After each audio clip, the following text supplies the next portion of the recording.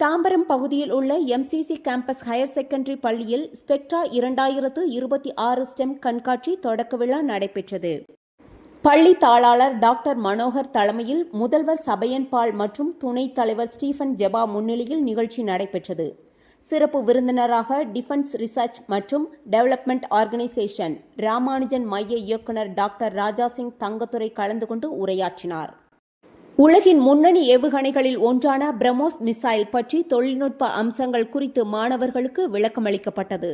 பின்னர் கண்காட்சியை திறந்து வைத்து மாணவர்கள் உருவாக்கிய அறிவியல் மாதிரிகளை பார்வையிட்டு பாராட்டினார். அறிவியல், தொழில்நுட்பம், பொறியியல், கணிதம் ஆகிய துறைகளில் மாணவர்களின் ஆர்வத்தை வளர்க்கும் இந்த நிகழ்ச்சியில் ஆசிரியர்கள், பெற்றோர் மற்றும் மாணவர்கள் பெருமளவில் கலந்து கொண்டனர். செய்தியாளர் Ramesh. Science, Bangalore, and finished his PhD in IIT Madras. He is an eminent person. After that, he joined the DRDO, and he was one of the main person in the BrahMos missiles.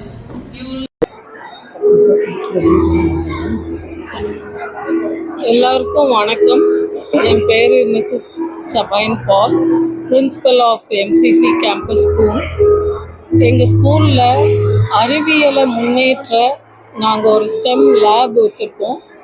STEM, S for Science, T for Technology, E for Engineering, and M for Mathematics. இதை இன்னைக்கு inaugurate பண்ணுறோம். எங்கள் chief கெஸ்ட்டாக doctor Rajasingh Thangadurai வந்திருக்காங்க. அவங்க DRDOவில் பிரம்மோ மிசைலில் வேலை செஞ்சுருக்காங்க. இப்போது IIT மெட்ராஸில் ஒர்க் பண்ணுறாங்க. We are very honored to have Dr. Raja Singh Tangudurai with us. அவங்க எங்களுடைய லேபை நெக்ஸ்ட் லெவலுக்கு எடுத்துகிட்டு போகிறாங்க. Connecting lab, industry and academics, அதை தான் நாங்கள் பண்ண போகிறோம். எங்கள் சில்ட்ரன் இன்றைக்கி நிறைய ப்ராஜெக்ட்ஸ் பண்ணியிருக்காங்க. அதை எக்ஸ்பிளைன் பண்ணிகிட்ருக்காங்க. எல்லா பேரண்ட்ஸும் அதை பார்த்துட்ருக்காங்க. It's a combined effect of all the teachers, our support staff and our whole team, and Dr. Raja Singh Tangudurai, enga correspondent Dr. GJ Manohar sir, and Secretary of MCC Association. avangalo engalukku great support. Innovation Park of MCC is also supporting us. We also have another organization called Curio Kids. அவங்க பேசிக் electronics ஸ்டூடெண்ட்ஸ்க்கு சொல்லி கொடுத்து அவங்களும் இங்கே எங்களை encourage பண்ணிகிட்ருக்காங்க. இந்த வர்ற நாட்களில் நாங்கள் இந்த லேபை நெக்ஸ்ட் லெவலுக்கு எடுத்துகிட்டு போய் எங்கள் ஸ்டூடெண்ட்ஸ் காலேஜில் அவங்க ஜாபை சூஸ் பண்ணும்போது நாங்கள் ஒரு வெரி குட் ஃபவுண்டேஷன் லெவல் அவங்களுக்கு கொடுப்போம்.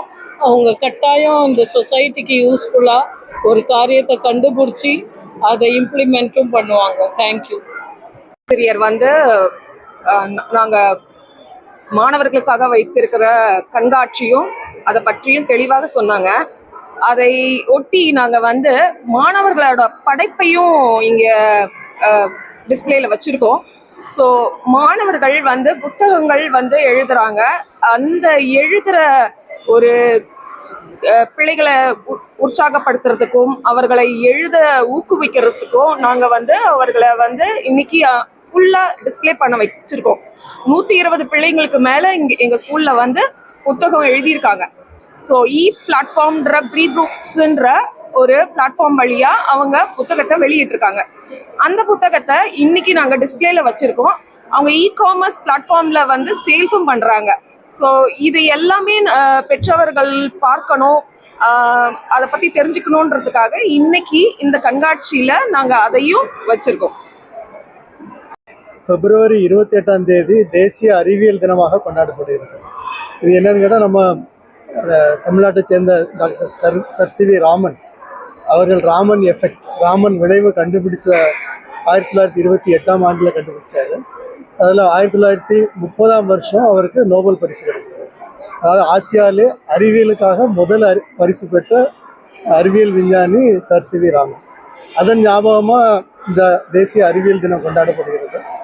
இது 1987 தொடங்கப்பட்டது. இது 40வது தேசிய அறிவியல் தினம்.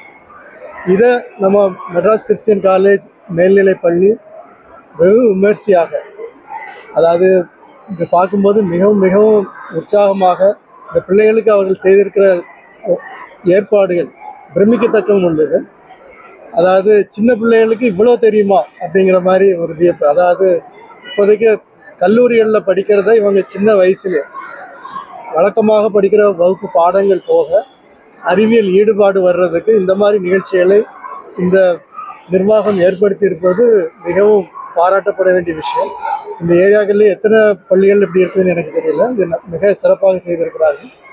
அதுவும் அந்த கூரியோஸ் கிட்ஸ் ஸ்டெம் செல் அவங்களோட சேர்ந்து அவங்களும் நிறைய இவங்களுக்கு ஹெல்ப் பண்ணி நிறைய அந்த பிள்ளைகள் ப்ராஜெக்ட்ஸை பார்க்கும்போது அவர்களுடைய இருக்கிற தன்னம்பிக்கை ஒன்று அவங்க விவரிக்கும்போது அவர்கள் அதை புரிந்து கொண்டு அது ஒரு டீம் எஃபர்ட்டாக குழுவாக சேர்ந்து செய்ய பலதரப்பட்ட நன்மைகள் அவர்களுக்கு கிடைக்கிறது.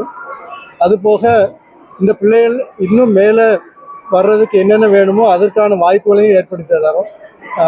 பிரின்சிபல் சொன்னபடி IIT Madras, IIIT, DM Kanchipuram இவங்களோட நாங்கள் AIML அதாவது artificial intelligence and machine language, அப்புறம் ரொபோட்டிக்ஸ், இந்த மாதிரி இதில் இந்த பிள்ளைகள் பண்ணுறதுக்கு internet of things whatever they are doing, இது எல்லாமே வந்து அவங்களுக்கு இந்த சின்ன வயசுலேயே தெரியாது.